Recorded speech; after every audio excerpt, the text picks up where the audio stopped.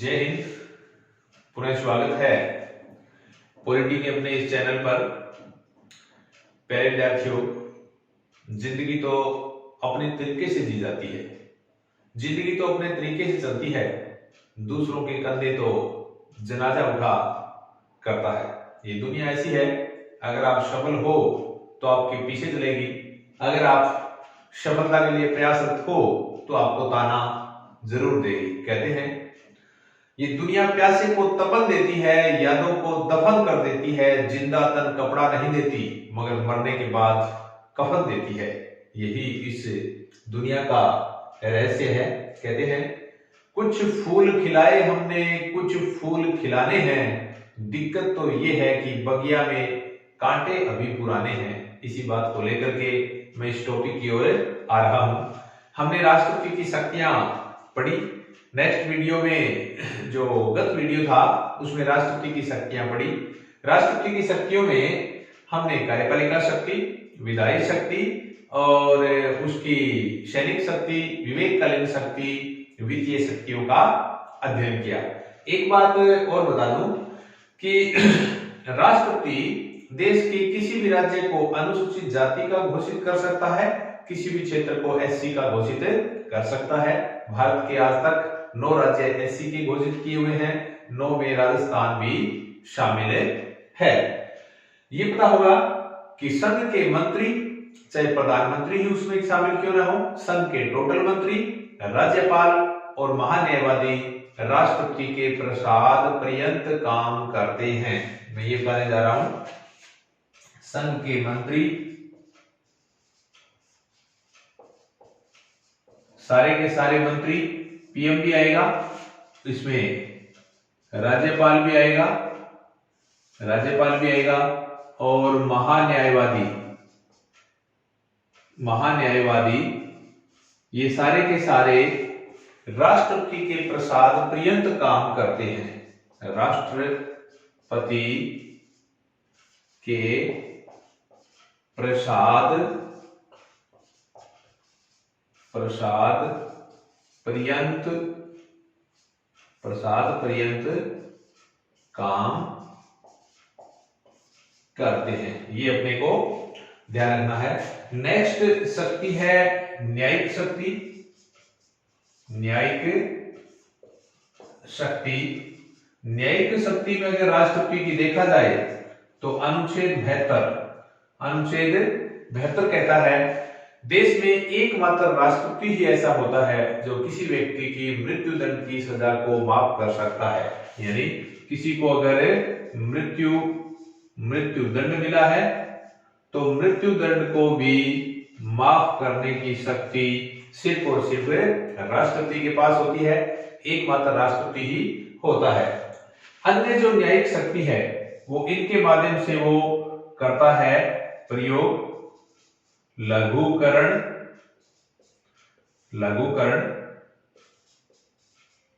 परिहार,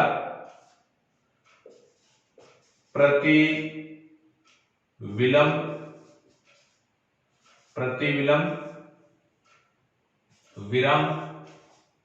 विराम और क्षमा। राष्ट्रपति की जो न्यायिक शक्ति है वो इस प्रकार से है। राष्ट्रपति किसी सजा को कम कर सकता है, लघुकरण कम कर सकता है, उसकी प्रकृति बदलना।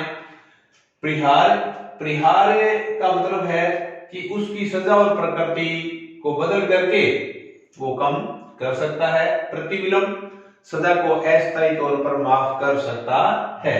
विरम ये भी सजा घटाना है, प्रकृति और सजा दोनों को घटाना है। और क्षमा का मतलब पूर्णतया माफ कर सकता है। ये राष्ट्रपति की न्यायिक शक्ति थी। सबसे महत्वपूर्ण है आपातकालीन शक्ति।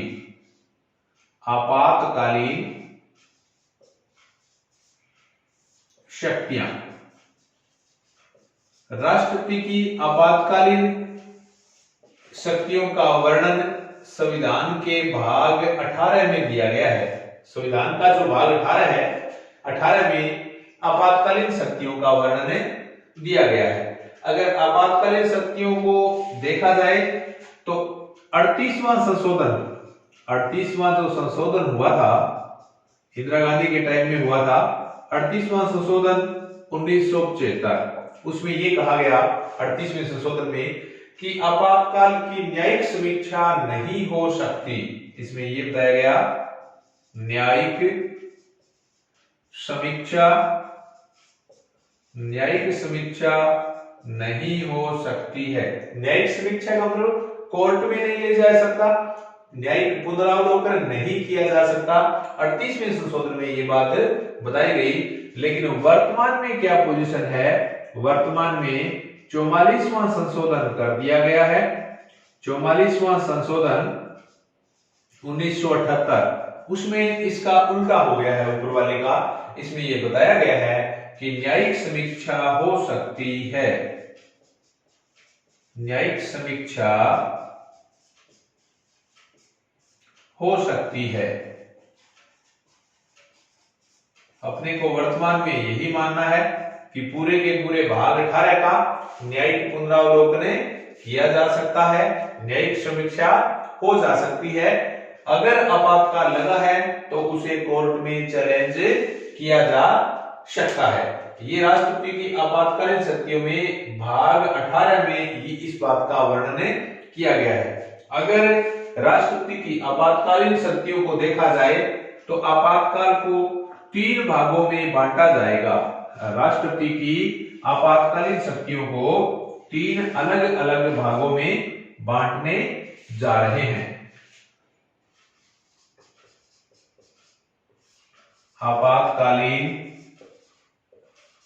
आपातकालीन शक्तियां, अगर इनको देखा जाए तो अनुच्छेद 352 ये होता है राष्ट्रीय आपात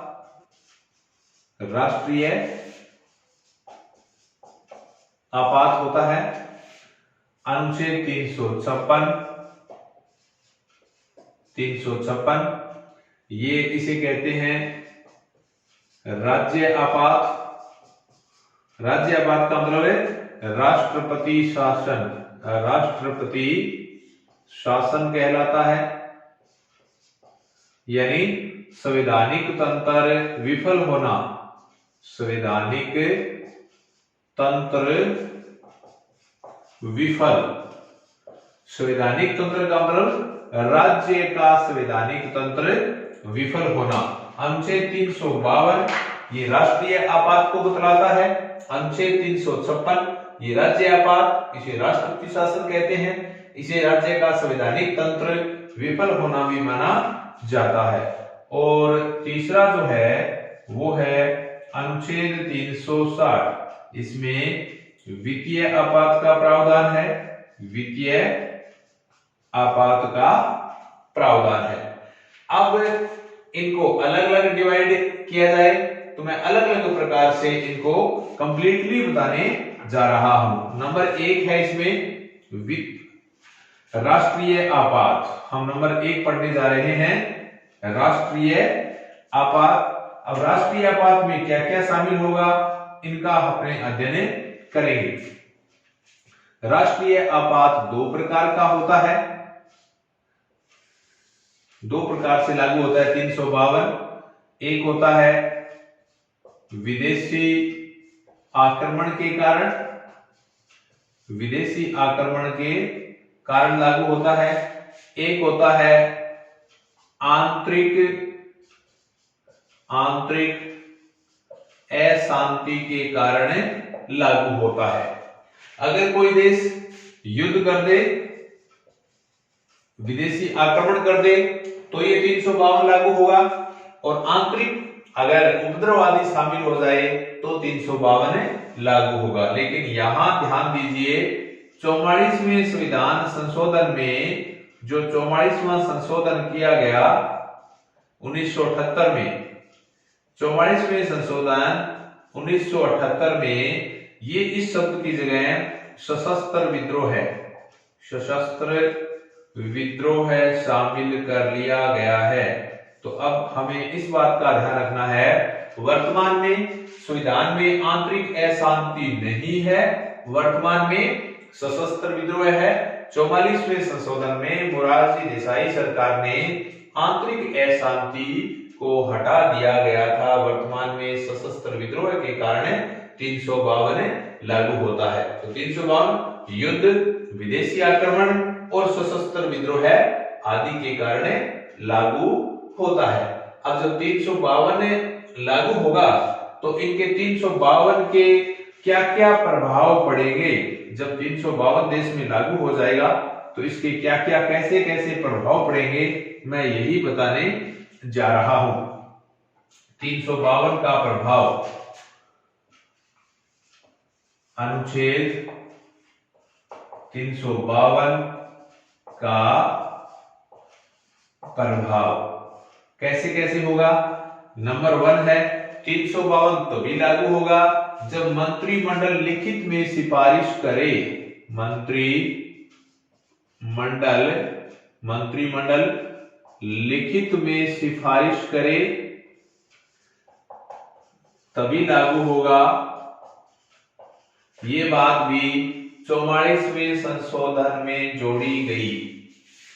मंत्रिमंडल लिखित में देगा तो ये राष्ट्रपति इसे लागू करेगा। नंबर 2 बात, दूसरा है संसद का अनुमोदन। संसद का अनुमोदन कितने टाइम के अंदर अंदर संसद का अनुमोदन होना चाहिए। राष्ट्रपति ने 352 लागू कर दिया, संसद यानी लोकसभा और राज्यसभा दोनों का अनुमोदन चाहिए। 1 माह है यानी 30 दिन के अंदर अंदर अनुमोदन होना चाहिए और विशेष बहुमत से होना चाहिए। विशेष बहुमत का मतलब ये बताने जा रहा हूं, कुल का बहुमत होना चाहिए। कुल का बहुमत होना चाहिए। उपस्थित और मतदान में भाग लेने वाले का 2/3 बहुमत होना चाहिए। ये 352 तभी लागू होगा, लागू कर दिया।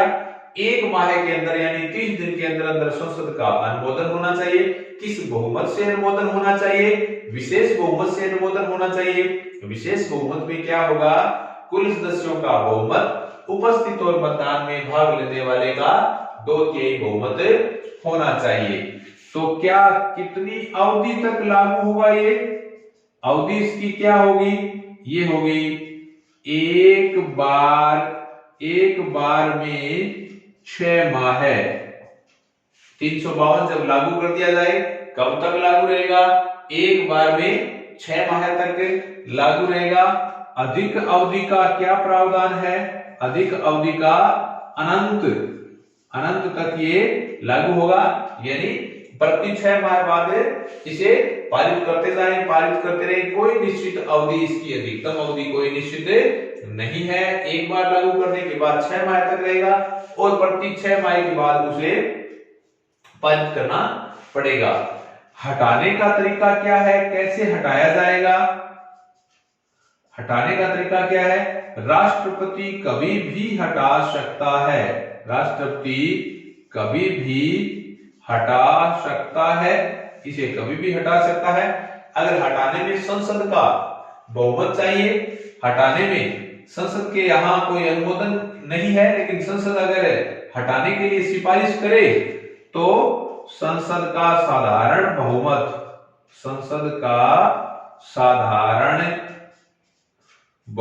होना चाहिए। हटाने के लिए साधारण बहुमत होना चाहिए। राष्ट्रपति कभी भी हटा सकता है, राष्ट्रीयवाद की घोषणा कभी भी वापस ले सकता है, लेकिन अगर संसद करना चाहे, यहां संसद भी जरूरी है, अकेला लोकसभा भी साधारण बहुमत से इसे हटाने के लिए कह सकता है। और क्या क्या प्रभाव पड़ेगा? 5वां प्रभाव है देश का स्वरूप एकात्मक हो जाएगा। संघात्मक के स्थान पर क्या हो जाएगा? एकात्मक हो जाएगा। राज्य सूची के विषय पर, राज्य सूची पर भी केंद्र कानून बना सकती है। जब 352 लागू हो जाए तो राज्य सूची के विषय पर भी केंद्र कानून बना सकता है। जब राष्ट्रीय आपात लागू हो, छठा प्रभाव ये है, राष्ट्रीय आपात लागू हो तो लोकसभा का कार्यकाल एक बार में एक वर्ष बढ़ाया जा सकता है। जब राष्ट्रीय आपात 352 लागू हो तो लोकसभा का कार्यकाल एक बार में एक वर्ष बढ़ाया जा सकता है। जब पांचवी लोकसभा 1971 से 77 तो यहां 2 बार कार्यकाल बढ़ाया गया था इसका। पांचवी लोकसभा में इंदिरा गांधी के टाइम की बात है ये, तो इसका कार्यकाल 2 बार बढ़ाया गया था। अन्य क्या प्रभाव पड़ता है? मूल अधिकारों पर क्या प्रभाव पड़ता है? मूल अधिकार निलंबित हो जाते हैं, निलंबित हो जाएंगे। मूल अधिकार कौन निलंबित करेगा? राष्ट्रपति निलंबित कर देगा। मूल अधिकार निलंबित हो जाते हैं, राष्ट्रपति निलंबित कर देगा। लेकिन 20 और 21 को छोड़कर 20 और 21 छोड़कर ये निलंबित नहीं होंगे। 20 और 21 चाहे राष्ट्रीय आपात क्यों न लागू हो जाए तो भी ये निलंबित नहीं होते हैं। एक दो छोटी छोटी बातें आपको यहां मैं और बताने जा रहा हूं। जब राष्ट्रीय आपात लागू हो जाए, यानी राष्ट्रीय आपात 2 प्रकार का होता है 352 भी। जब विदेशी आक्रमण हो तो अनुच्छेद 358 के तहत अनुच्छेद 19 स्वतः ही निलंबित हो जाता है। दोबारा बताने जा रहा हूं, जब 352 युद्ध और विदेशी आक्रमण के कारण लागू हो तो 358 के तहत अनुच्छेद 19 अपने आप ही निलंबित हो जाता है। और जो शेष मूल अधिकार वो राष्ट्रपति निलंबित करेगा अनुच्छेद 359 के तहत। तो ये बात ध्यान रखें, जब आंतरिक आपातकाल लागू हो, सशस्त्र विद्रोह लागू हो तो अनुच्छेद 19 निलंबित नहीं होता है। अनुच्छेद 20 और 21 तो कभी भी निलंबित नहीं होते हैं। लेकिन जब 352 आंतरिक अशांति यानी सशस्त्र विद्रोह के कारण लागू हो तो 19 भी निलंबित नहीं होगा। एक टाइम ऐसा आता है जब तीनों निलंबित नहीं होंगे, लेकिन जब विदेशी आक्रमण हो तो 19 निलंबित हो जाता है। उस टाइम सिर्फ 2 ही बचेंगे, 2 ही मूल अधिकार बचेंगे। इस समय देश का स्वरूप एकात्मक हो जाता है, पूरी शक्ति केंद्र के पास आ जाती है। उसके बाद आज तक कितनी बार लगाया गया है? तो आज तक ये 3 ही बार लगाया गया है। 1962 में लगाया गया है और 1971 में लगाया गया और 1975 में लगाया गया है। 3 बार 352 लगाया गया है। 62 में भारत और चीन के साथ युद्ध हुआ, उस टाइम में लगाया गया था। नेफा अरुणाचल प्रदेश से ये क्योंकि चाइना ने अटैक कर दिया था, उस टाइम लगाया। और ये भारत पाक युद्ध हुआ, भारत पाक के साथ युद्ध हुआ और बांग्लादेश का जन्म हुआ तो ये भी लगाया गया। और ये 1975 में आंतरिक अशांति के कारण लगाया गया। अशांति के कारण इंदिरा गांधी ने ये लगाया था। पीएम इंदिरा गांधी ने 1975 में आंतरिक अशांति के कारण लगाया था। तो आज तक ये 3 बार लगा है। ये ध्यान रखें कि अनुच्छेद 358 के तहत यानी राष्ट्रपति 352 को पूरे देश में भी लागू कर सकता है और देश के किसी भाग में भी लागू कर सकता है। अनुच्छेद 352 पूरे देश में भी हो सकता है और देश के किसी भाग पर भी हो सकता है। ये अनुच्छेद 358 तो ये कहेगा देश के पूरे भाग में लागू होगा, 359 कहेगा देश के किसी भी हिस्से में लागू हो जाएगा। तो ये था अनुच्छेद 352। नेक्स्ट पढ़ेंगे अनुच्छेद 353। अनुच्छेद 356 में राष्ट्रपति शासन राज्य का संवैधानिक तंत्र विफल होना कहलाता है, उसे राज्य आपात भी कहते हैं। 356 को राज्य आपात भी कहा जाता है। अनुच्छेद 356 में क्या आएगा, इसे राज्य आपात भी कहेंगे और इसे राष्ट्रपति शासन भी कहेंगे, राष्ट्रपति शासन भी कहेंगे और राज्य का संवैधानिक तंत्र विफल होना कहलाता है। 356 और एक 365 में भी राष्ट्रपति शासन लागू होता है। इसमें और इसमें क्या अंतर है, जब राज्य का संवैधानिक तंत्र विफल हो जाए तो 356 है, जब राज्य केंद्र के निर्देशों की पालना न करे तो 365 लागू किया जाता है। निर्देशों की पालना न करें तो 365 लागू किया जाता है। अब 356 और 365 में अलग अलग डिफरेंस हो गया। अब और क्या क्या प्रभाव पड़ता है। नंबर 1, पहला प्रभाव संसद का अनुमोदन का मतलब किसका, संसद का अनुमोदन 2 माह में अनुमोदन होना चाहिए और साधारण बहुमत से होना चाहिए। पहले वाला 1 माह में अनुमोदन था 352, ये 2 माह है यानी 60 दिन में अनुमोदन और साधारण बहुमत से होना चाहिए। नंबर 2, इसकी अवधि क्या है, अवधि एक बार में 6 माह है और अधिकतम अवधि 3 वर्ष है। अधिकतम अवधि 3 वर्ष इसकी मानी गई है। नेक्स्ट, राज्य सूची पर केंद्र कानून बनाना शुरू कर देगा। जब राज्य में राष्ट्रपति शासन लागू हो जाए तो केंद्र कानून बनाना स्टार्ट कर देगा। राज्यपाल केंद्र के एजेंट या केंद्र के प्रतिनिधि के रूप में यहां काम करेगा। राज्यपाल ही पहले सूचना देता है, कहता है कि राज्य का संवैधानिक तंत्र विफल है, इसलिए राष्ट्रपति शासन के बारे में पहले सूचना राज्यपाल ही देता है।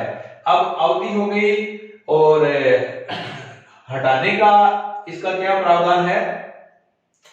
हटाने के बारे में इसमें यह है कि राष्ट्रपति ही, अगर संबंधित सरकार 6 माह में चुनाव करवाना जरूरी है, 6 माह में नई सरकार बन जाएगी तो अपने आप ही चुनाव के बाद नई सरकार के बहुमत के साथ ही राष्ट्रपति शासन खत्म यहां हो जाएगा।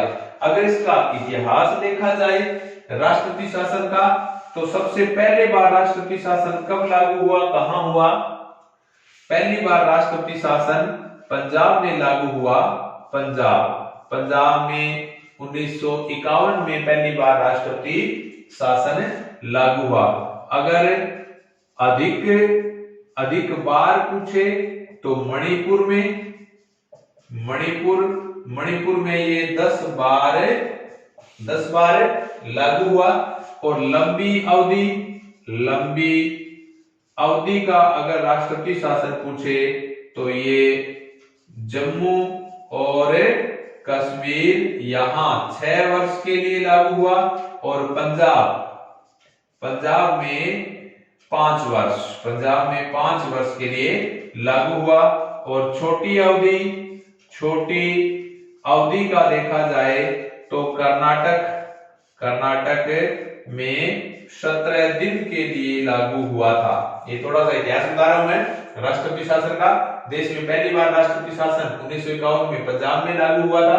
सबसे ज्यादा बार आज तक मणिपुर में लागू हुआ है 10 बार। लंबी अवधि जम्मू कश्मीर में 6 साल और पंजाब में 5 वर्ष के लिए लागू हुआ। छोटी अवधि कर्नाटक और राजस्थान में आज तक 4 बार लागू हुआ है।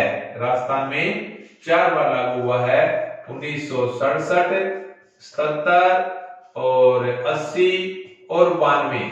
राजस्थान में 4 बार लागू हुआ, 1967, 77, 80, 92 इस टाइम लागू हुआ था। पहली बार लागू हुआ वो सबसे छोटी अवधि थी राजस्थान में, और 92 में लागू हुआ जब लंबी अवधि का शासन यहाँ पर लागू हुआ था। पहले जब लास्ट में दोनों बार है, इस टाइम दोनों बार सीएम थे वो भैरव सिंह शेखावत के टाइम में लागू हुआ था। और पहली बार मोहनलाल सुखाड़िया, इस टाइम सीएम थे मोहनलाल सुखाड़िया जी, उस टाइम लागू हुआ। और 77 में हरिदेव जी जोशी थे, उस टाइम ये लागू हुआ था। तो राष्ट्रपति शासन को डॉक्टर अंबेडकर ने इसकी आलोचना की है।